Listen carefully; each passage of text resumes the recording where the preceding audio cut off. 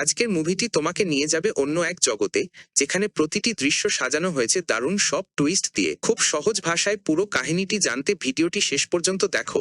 আর পুরো গল্পটি আজ তোমাদের শোনাবো আমি, নাহিদ। আজ থেকে দশকেরও বেশি আগে এক প্রলয়ঙ্করী পারমাণবিক লড়াইয়ে ধরিত্রী প্রায় বিলুপ্তির পথে চলে গিয়েছিল। মাত্র এক নিশীথে বিদ্যুৎ ও সবরকম সংযোগ মাধ্যম সমূলে বিনষ্ট হয়ে পড়ে। ধরনী এক নিদারুণ সংকটের সম্মুখীন হয়েছিল। ঠিক তখনই আমাজন অরণ্যে এক গবেষক খুঁজে পেলেন জেনেসিস বৃক্ষ।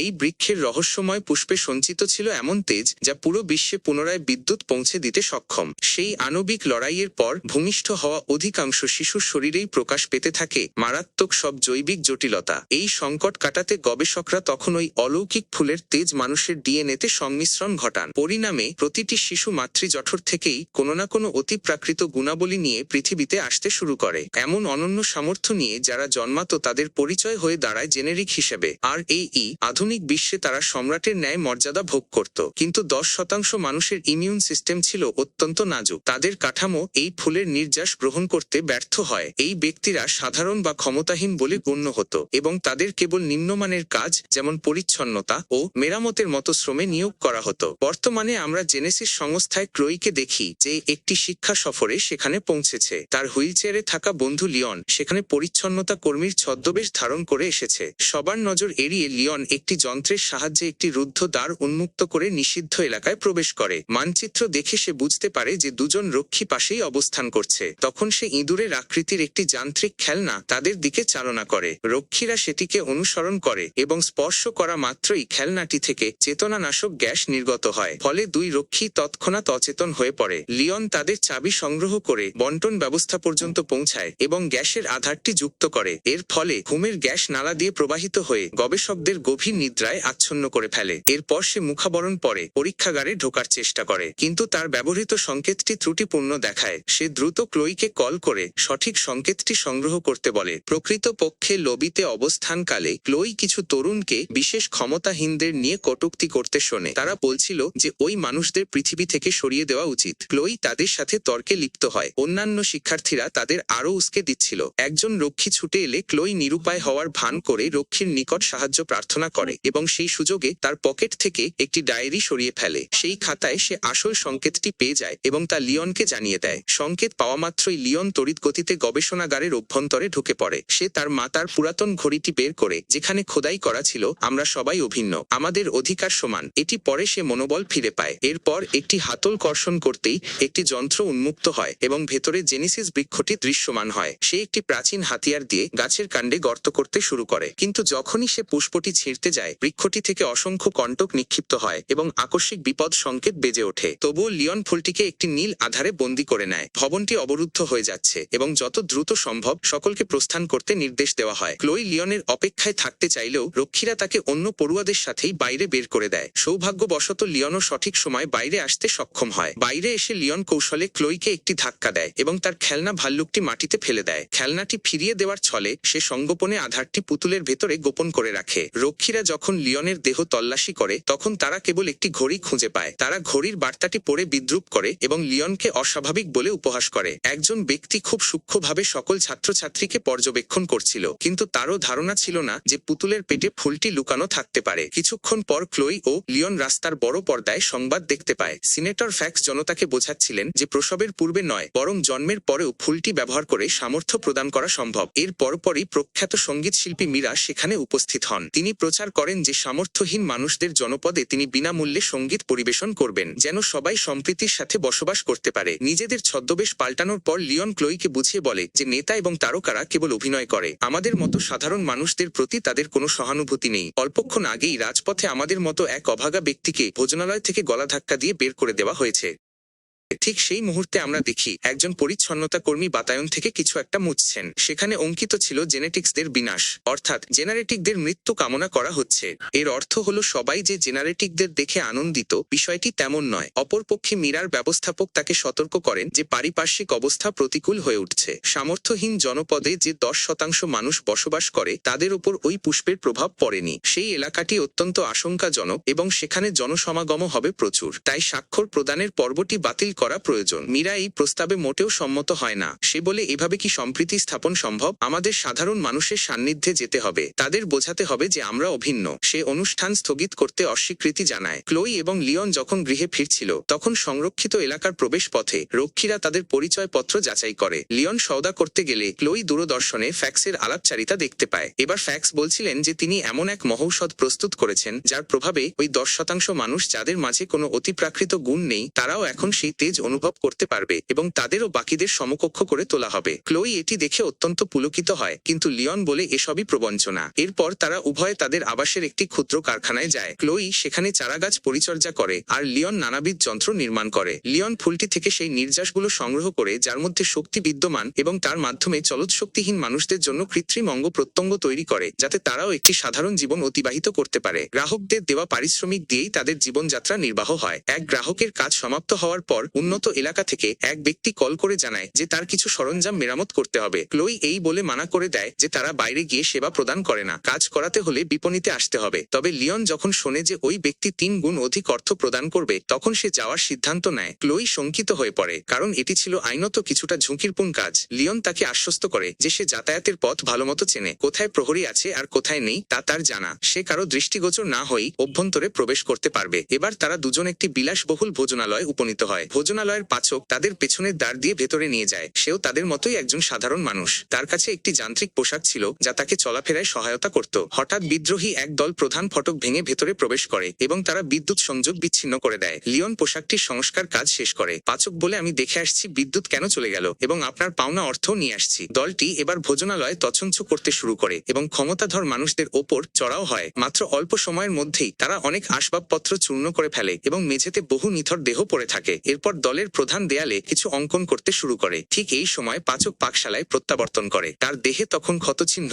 ও রক্ত লেগেছিল। সে শেষ নিঃশ্বাস ত্যাগ করার পূর্বে ক্লোই ও লিওনকে জানায় যে বাইরে কি ভয়াবহ কাণ্ড ঘটেছে এবং সেখানেই প্রাণ হারায়। এবার ক্লোই ও লিওনও পলায়নের চেষ্টা করে, কিন্তু পেছনের দ্বারটি অবরুদ্ধ ছিল। এখন তাদের এখান থেকে নিষ্কৃতি পেতে হলে কৌশল অবলম্বন করতে হবে। লিওন ক্লোইকে পাচকের সেই যান্ত্রিক পোশাকটি পরিধান করতে সহায়তা করে। কিছুক্ষণ পর দলের দুজন লোক পাকশালায় আসে। তারা কেবল মৃত পাচককেই দেখতে পায়, কারণ ক্লোই এবং লিওন আত্মগোপন করেছিল। তারা দেয়ালে কিছু লিখতে লিখতে আলাপ করছিল যে আগামীকাল একটি ছোট ঘটনা ঘটবে এবং পরদিন আরো বড় কিছু। একজন অনুসারী কিছু পরামর্শ দেওয়ার চেষ্টা করে, কিন্তু দলনেতা তাকে অস্ত্র দেখিয়ে ভয় দেখায় যে পরিকল্পনায় কোনো রদ বদল হবে না। একজন লোক একটি কাগজ ফেলে দেয় এবং ক্লোই সেটি সংগ্রহ করে নেয়। আরক্ষী বাহিনীর সংকেত শোনা যাওয়ায় দুষ্কৃতকারীরা প্রস্থান করে। হঠাৎ লিওনের পোশাকটি নিয়ন্ত্রণহীন হয়ে পড়ে। যন্ত্রটি স্বয়ংক্রিয়ভাবে তাকে দাঁড় করিয়ে টেবিলের ওপর আছাড় মারে। দুজন লোক তার পশ্চাৎধাবন করলে লিওন বাসনকোসন এবং তপ্ত জল ব্যবহার করে তাদের প্রতিহত করে। ধস্তাধস্তির সময় দলনেতার মুখাবরণ খুলে যায় এবং তারা তার চেহারা দেখে ফেলে। দুর্বৃত্তরা লিওনকে কোণঠাসা করলে ক্লোই তাকে রক্ষা করতে ঝাঁপিয়ে পড়ে। এরপর লিওন হামলাকারীদের ওপর গুঁড়ো ময়দা ছিটিয়ে দেয় এবং দ্রুত সেখান থেকে নিষ্ক্রান্ত হওয়ার পরিকল্পনা করে। এরপর সে ক্লোইকে সাথে নিয়ে প্রস্থানের পথের দিকে ছুটতে থাকে। যান্ত্রিক পোশাকের শক্তিতে লিওন দ্বারটি চূর্ণ করে ফেলে এবং তারা উভয় উন্মুক্ত স্থানে বেরিয়ে আসে। বাইরে ওই ভারী পোশাক পরে লিওনের পক্ষে পথ চলা বেশ দুরূহ হয়ে পড়ে, তাই ক্লোই তাকে অবলম্বন দিয়ে একটি গলিপথ দিয়ে এগিয়ে নিয়ে যায়। আরক্ষী বাহিনীর যান পাশ দিয়ে অতিক্রান্ত হলেও তারা এদের লক্ষ্য করেনি। ক্লোই নিরূপণ করে দেখে যে পোশাকটির এক পাশ সামান্য ক্ষতিগ্রস্ত হয়েছে। অতঃপর সে লিওনকে আগলে রেখে বসতবাড়ি পর্যন্ত পৌঁছে দেয়। পরবর্তী দিন সংবাদকর্মীরা পুরো ঘটনাটি প্রচার করে এবং নিরাপত্তা ক্যামেরার একটি স্থিরচিত্রে লিওন ও ক্লোইকেও দেখা যায়। গণমাধ্যম তখন রটনা শুরু করে যে সম্ভবত এরাই সেই অপরাধী চক্রের সদস্য।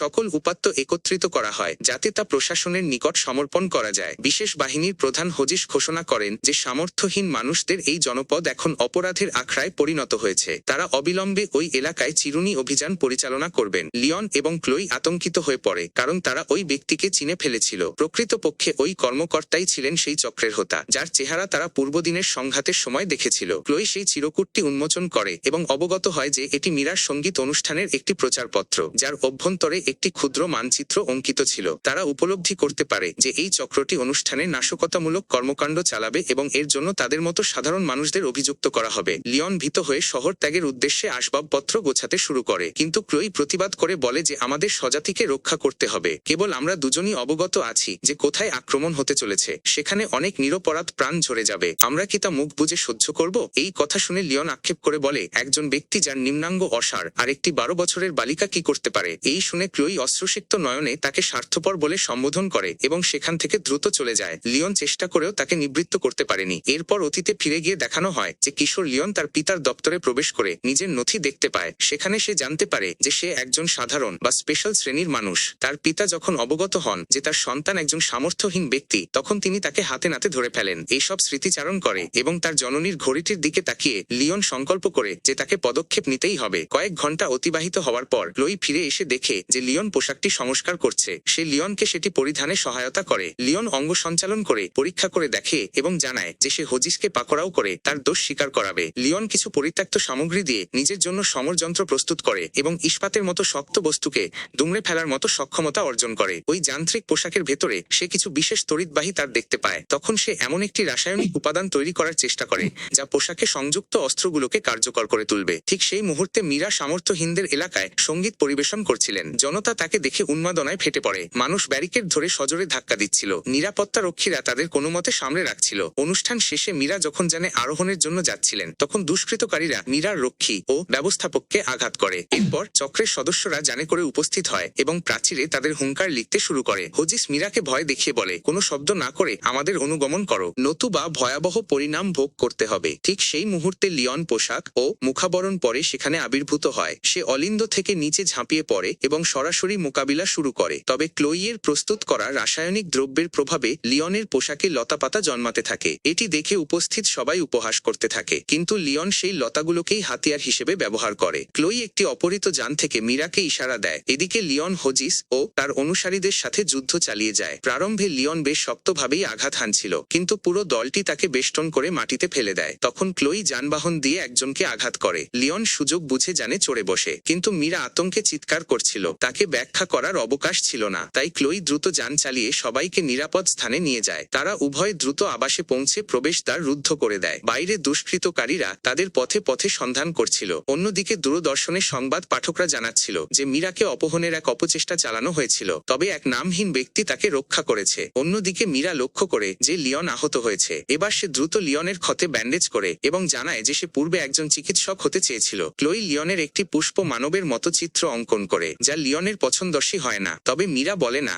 এটি তো বেশ সুন্দর। এবার লিওন মীরাকে হজিসের প্রকৃত পরিচয় জানায়। এই শুনে মীরা বলতে থাকে, দেখো, আমি যত দ্রুত সম্ভব গৃহে প্রত্যাবর্তন করতে চাই। আগামীকাল ফ্যাক্সের সাথে পারিবারিক কেন্দ্রে আমার একটি আয়োজন আছে। লিওনের ধারণা হয় যে বিদ্রোহী চক্রের পরবর্তী নিশানায় থাকবে ফ্যাক্স। আজ তারা মীরাকে টার্গেট করেছে, কাল তারা নিশ্চয়ই ফ্যাক্সকে আক্রমণ করবে। এই দলটি সৃষ্টিলগ্ন থেকেই মানুষের মধ্যে আগত যে কোনো রূপান্তর বা প্রগতির বিপক্ষে ছিল। তারা বিশ্বাস করত যে মানুষ যেভাবে জন্মেছে সেভাবেই তার থাকা উচিত। মীরা এসব বিষয়ে আরক্ষী বাহিনীকে সতর্ক করতে চায়, কিন্তু লিওন তাকে নিষেধ করে, কারণ হজিস নিজেই তো একজন পুলিশ অধিনায়ক। এবার তারা দুজন একত্রিত হয়ে আগামী পরিকল্পনা সাজায়। পরের দিন মীরা এবং লিওন পরিবার পরিকল্পনা কেন্দ্রে যায়, যেন তারা এক নবদম্পতি। তারা এখন সন্তান নিতে আগ্রহী। মীরা বিখ্যাত হওয়ায় সে চিকিৎসককে বলে যে, মহাশয়, আমি সাক্ষাৎকারের সময় নিইনি এবং অদ্যবধি আমার পতির কথা কাউকে বলিনি, কারণ আমি আমার পরিবারকে সংবাদ মাধ্যম থেকে আড়ালে রাখতে চাই। লিওন কৌশলে চিকিৎসককে রাজি করায় যাতে তিনি তাদের সুযোগ সুবিধাগুলো ঘুরিয়ে দেখার অনুমতি দেন। এই অবকাশে লিওন খুব চতুরতার সাথে একটি চাবিকাঠি সরিয়ে ফেলে। এরপর সে সেখানে কর্মরত ব্যক্তিদের মনোযোগ অন্যদিকে সরিয়ে দেয় এবং বলে যে মীরা এখন সবার উদ্দেশ্যে সঙ্গীত পরিবেশন করবে। এই কথা বলে তারা সবাইকে একটি কক্ষে একত্রিত করে। ঠিক তখনই বিদ্রোহী চক্রের সদস্যরা উপস্থিত হয় এবং লিওন চত্বরে তাদের সাথে সম্মুখ যুদ্ধে লিপ্ত হয়।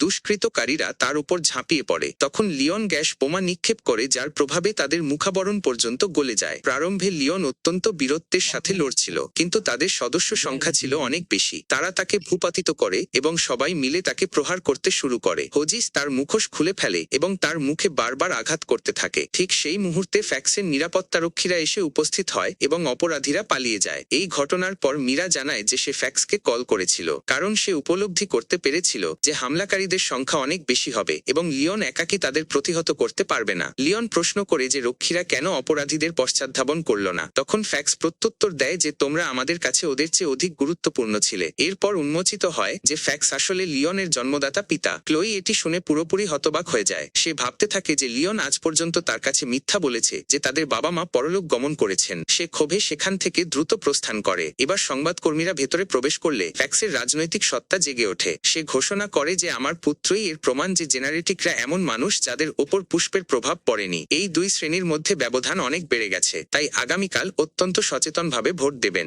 এক সপ্তাহ পর প্রচার করা হয় যে ফ্যাক্সের পরিকল্পনাটি প্রায় সবাই সমর্থন করেছে। অনেক যানবাহন পরিবহন সাধারণ জনপদে আসে এবং সকল অভাবী মানুষকে শহরের উপকণ্ঠে একটি চিকিৎসা শিবিরে পাঠিয়ে দেওয়া হয়। বলা হয় এই চিকিৎসার পর তাদের মাঝে আর কোনো অপূর্ণতা থাকবে না, তাই তাদের আবাসস্থল অর্থাৎ সংরক্ষিত এলাকাটি উন্মুক্ত করে দেওয়া হবে এবং সবাই মিলেমিশে শান্তিতে বসবাস করবে, মাঝখানে কোনো বিভেদ থাকবে না। চিকিৎসা কেন্দ্রে লিওন জানতে চায় যে ক্লোই কোথায় আছে, কিন্তু ফ্যাক্স জানায় যে তারা তাকে খুঁজে পায়নি। লিওন হোজিসের নাম উল্লেখ করলে ফ্যাক্স প্রসঙ্গ এড়িয়ে যায়। সে বলে যে তুমি এসব নিয়ে দুশ্চিন্তা করো না, আমি কেবল তোমার সুচিকিৎসা করাতে চাই। লিওন মনে করিয়ে দেয় যে আপনি যখন মায়ের চিকিৎসা করার চেষ্টা করেছিলেন তখন তিনি প্রাণ হারিয়েছিলেন, আপনার কি মনে আছে? ফ্যাক্স ক্ষমা প্রার্থনা করে এবং স্বীকার করে যে তার ভুল হয়েছিল। সে জানায় যে তোমার মা একটি পত্র রেখে গেছেন, কিন্তু আমি আজ পর্যন্ত সেটি তোমাকে দিতে শঙ্কিত ছিলাম। যতক্ষণে আমি সাহস সঞ্চয় করলাম ততক্ষণে তুমি গৃহ ত্যাগ করে চলে গিয়েছিলে। এরপর লিওন পত্রটি উন্মোচন করে। তার মা লিখেছেন যে আমাকে তোমাদের ছেড়ে চলে যেতে হয়েছিল, তার জন্য আমি ক্ষমা প্রার্থী। আমি চেয়েছিলাম লিওন যেন একজন আদর্শ মানুষ হয়, কিন্তু আমার সংশয় ছিল লিওনের ভেতরের ক্রোধ তার বিবেককে গ্রাস করবে, তার মনে তিক্ততা জন্মাবে। তিনি বলেন মানুষকে ক্ষমা করতে শেখো, কারণ দিন শেষে কেউ পাশে থাকে না। এসব পড়ে লিওন তার মায়ের কথা স্মরণ করে অশ্রুপাত করতে শুরু করে। মীরা সেখানে উপস্থিত হয় এবং লিওনকে নির্মল বাতাসের জন্য বাইরে নিয়ে যায়। বাইরে পরিভ্রমণের সময় লিওন ক্লোইকে দেখতে পায় এবং তার নিকট ক্ষমা প্রার্থনা করে। ক্লোই তার ভ্রাতার ওপর দীর্ঘক্ষণ ক্ষোভ ধরে রাখতে পারে না। এবার লিওন প্রকাশ করে যে তার সন্দেহ হচ্ছে ফ্যাক্সই এই সমস্ত হামলার মূল পরিকল্পনাকারী, যাতে তার প্রকল্পটি সরকারি অনুমোদন পায়। তবে তাকে অভিযুক্ত করার পূর্বে অকাট্য প্রমাণের প্রয়োজন। ক্লোইয়ের মাথায় একটি বুদ্ধি আসে এবং সে এক ব্যক্তির নিকট থেকে কৃত্রিম লেন্স সংবলিত ক্যামেরাটি চেয়ে নেয়। অন্য প্রান্তে চিকিৎসকরা পরবর্তী রোগীর নাম ঘোষণা করেন। ল্যাবরেটরিতে ক্লোই ভেন্টিলেশনের ভেতরে প্রবেশ করে চিত্র ধারণ শুরু করে দেয়। হোজিস এবং ফ্যাক্স নিজেদের মধ্যে আলাপচারিতা করছিল। তাদের কথোপকথন থেকে এটি পরিষ্কার হয়ে যায় যে তারা উভয় মিলেই এই অপকর্ম ঘটিয়েছে। কিছু রোগীকে সংজ্ঞাহীন করার সময় ফ্যাক্স তার আসল উদ্দেশ্য ব্যাখ্যা করছিল। সে এই মানুষদের মস্তিষ্ক থেকে বিশেষ এক প্রকার জিন সংগ্রহ করতে চেয়েছিল। অতঃপর সেই জিনটি সে তাদের শরীরে প্রয়োগ করবে, যাদের ইতিপূর্বে বিশেষ ক্ষমতা রয়েছে। ফ্যাক্স এটিকে মানবজাতির পরবর্তী বিবর্তন বলে অভিহিত করছিল। ফ্যাক্স জানায় যে এর প্রভাবে তারা আরো উন্নত হবে এবং যে কোনো বয়সেই চিরকাল যৌবন ধরে রাখতে পারবে। সাধারণ বা এই অক্ষম মানুষদের নিয়ে তার বিন্দুমাত্র মাথা ব্যথা ছিল না। সে কেবল জিন সংগ্রহের আধার হিসেবে তাদের ব্যবহার করতে চেয়েছিল। কিছুক্ষণ পর ক্লোই শিবিরের সবাইকে সেই রেকর্ডিংটি শোনায়। মীরা অশ্রুসিক্ত নয়নে সেখানে উপস্থিত সকল সাধারণ মানুষের কাছে ক্ষমা প্রার্থনা করে, কারণ সে এই ষড়যন্ত্রের বিন্দু বিসর্গ জানত না। লিওন তার মায়ের সেই অমূল্য বাণীটি পুনরায় উচ্চারণ করে, আমরা সবাই অভিন্ন, আমাদের মাঝে কোনো অপূর্ণতা নেই, আমরাও মানুষ। এই বক্তব্যের মাধ্যমে সে সবাইকে অন্যায়ের বিরুদ্ধে গর্জে উঠতে অনুপ্রাণিত করে। সে বলে যে কোনো মূল্যে আমার সেই যান্ত্রিক পোশাকটি প্রয়োজন। এই শুনে ক্লোই জানায় যে সে আগেই গুদামের চাবিটি হস্তগত করে রেখেছে। পরদিন ফ্যাক্স এবং কিছু সেবিকা লিওনের কক্ষে তার অস্ত্রোপচার করার উদ্দেশ্যে আসছিলেন। লিওন চাদরের নিচে তার সেই বিশেষ পোশাকটি পরে প্রস্তুত ছিল। সে তৎক্ষণাৎ তার পিতাকে কবজা করে ফেলে এবং সেবিকাদের নিকট থেকে সেই ইনজেকশনটি কেড়ে নেয়। ফ্যাক্স দাবি করে যে আমি এসব তোমার মঙ্গলের জন্যই করেছি, আমি তোমাকে সুস্থ করতে চাই। কিন্তু লিওন ঘৃণাভরে বলে যে তুমি একজন দানব ছাড়া আর কিছুই নও। এরপর লিওন তাকে কক্ষের অভ্যন্তরে তালাবদ্ধ করে দেয়। সে ক্লোইয়ের কাছ থেকে কিছুটা বারুদ সংগ্রহ করে এবং নিরাপত্তা কক্ষের দিকে ছুটতে শুরু করে। সেখানে কর্তব্যরত রক্ষীদের সাথে লড়াই করে সে তাদের পরাস্ত করে। তবে একজন রক্ষী দ্রুত বিপদ সংকেতের বোতাম চেপে দেয়, যাতে সবাই এই গোলযোগের কথা জানতে পারে। অপরদিকে ক্লোই ক্যামেরাটিকে কম্পিউটারের সাথে যুক্ত করে, যাতে সে পুরো ধারণকৃত প্রমাণটি প্রশাসনের নিকট পাঠাতে পারে। লিওন বিদায় নেওয়ার আগে মীরা তাকে শুভকামনা জানিয়ে ফিরে আসার অনুরোধ করে। এই সময়ের মধ্যে তাবু এলাকায় হোজিস তার দলবল নিয়ে উপস্থিত হয়। লিওন এবং সাধারণ মানুষরা তাদের চারপাশ থেকে ঘিরে ধরে এবং এক প্রলয়ঙ্করী লড়াই শুরু হয়। সাধারণ মানুষদের কাছে কেবল হাঁড়ি পাতিল ও পাইপের মতো সাধারণ সরঞ্জাম ছিল, কিন্তু তাদের সংখ্যাধিক্যের কারণে তারা সাহসের সাথে মোকাবিলা করছিল। অন্যদিকে লিওনের যান্ত্রিক পোশাকটি তাকে একসাথে অনেকের বিরুদ্ধে লড়ার শক্তি যোগাচ্ছিল। কিন্তু হোজিস অতিরিক্ত বাহিনী তলব করলে সশস্ত্র আরও অনেক লোক সেখানে হাজির হয়। অনেক সাধারণ মানুষ লড়াই করতে করতে ধরাশায়ী হচ্ছিল। লিওন তখন হোজিসের সাথে একাকী দ্বন্দ্বে লিপ্ত হয়। কিছুক্ষণ পর হোজিস লিওনকে ভূপাতিত করলে সে প্রাণ বাঁচাতে হামাগুড়ি দিয়ে নিরাপদ আশ্রয়ের চেষ্টা করে। ওদিকে সুরক্ষা কক্ষে এক ব্যক্তি মীরার কণ্ঠরোধ করার চেষ্টা করে। ঠিক তখনই একজন সাহসী ব্যক্তি সেখানে এসে লোকটিকে প্রতিহত করে। অবশেষে কম্পিউটার থেকে ভিডিওটি আপলোড সম্পন্ন হয় এবং ক্লোই দ্রুত আরক্ষী বাহিনীকে অবগত করে। গবেষণাগারে হোজিস পেছন থেকে লিওনকে আঘাত করে এবং নিয়ন্ত্রণ কক্ষের যন্ত্রপাতির মাঝখানে তাদের ধস্তাধস্তি চলতে থাকে। লিওন জেনেসিস বৃক্ষের যন্ত্রটি উন্মুক্ত করে একটি বস্তু নিক্ষেপ করলে কাঁচের আবরণে ফাটল ধরে। এতে হোজিস ক্ষিপ্ত হয়ে লিওনকে আরো প্রহার করে যন্ত্রপাতির ওপর আছাড় মারে, ফলে পুরো কাঠামোটি ভেঙে পড়ে। হোজিস যখন চূড়ান্ত আঘাত করতে উদ্যত হয় তখন লিওন একটি পুষ্প ছিঁড়ে নেয় এবং গাছ থেকে তীক্ষ্ণ কাঁটা নির্গত হয়। সেই কাঁটাগুলো হজিসের মুখে বিঁধে গেলে সে যন্ত্রণায় লুটিয়ে পড়ে। ওদিকে পুলিশ এসে ফ্যাক্সের সকল অনুসারীকে গ্রেপ্তার করে এবং প্রচুর প্রমাণ উদ্ধার করে। ক্লোই এবং মীরা লিওনকে খুঁজতে ছুটে আসে এবং লিওন আবেগপ্রবণ হয়ে মীরাকে আলিঙ্গন করে। এক সপ্তাহ পর সংবাদ মাধ্যমগুলোতে ফ্যাক্সের এই হীন চক্রান্ত ফাঁস হয়ে যায়। জনমনে গুঞ্জন ছড়ায় যে এক মুখোশধারী ব্যক্তি সবাইকে রক্ষা করেছে এবং সে সম্ভবত ফ্যাক্সেরই পুত্র, যদিও পুলিশ তা অস্বীকার করে। প্রশাসন মানুষকে ভেদাভেদ করে রাখার আইন রদ করে দেয়। এখন সবার সমান স্বাধীনতা ছিল এবং যে কেউ যে কোনো স্থানে যাতায়াতের অধিকার পায়। এই পুরো ঘটনায় মীরার কণ্ঠস্বর ক্ষতিগ্রস্ত হওয়ায় সে আর সঙ্গীত পরিবেশন করতে পারে না, তবে লিওনের সাথে সে অত্যন্ত সুখী। এদিকে ফ্যাক্স এখনো পলাতক এবং গল্পের শেষে দেখা যায় সে দূর থেকে নিজের সন্তানকে পর্যবেক্ষণ করছে। এভাবেই কাহিনীটির পরিসমাপ্তি ঘটে। ভিডিওটি আপনাদের কেমন লেগেছে তা মন্তব্য করে অবশ্যই জানাবেন। ভালো লাগলে লাইক দেবেন এবং আমাদের সাথে যুক্ত থাকতে চ্যানেলটি সাবস্ক্রাইব করবেন।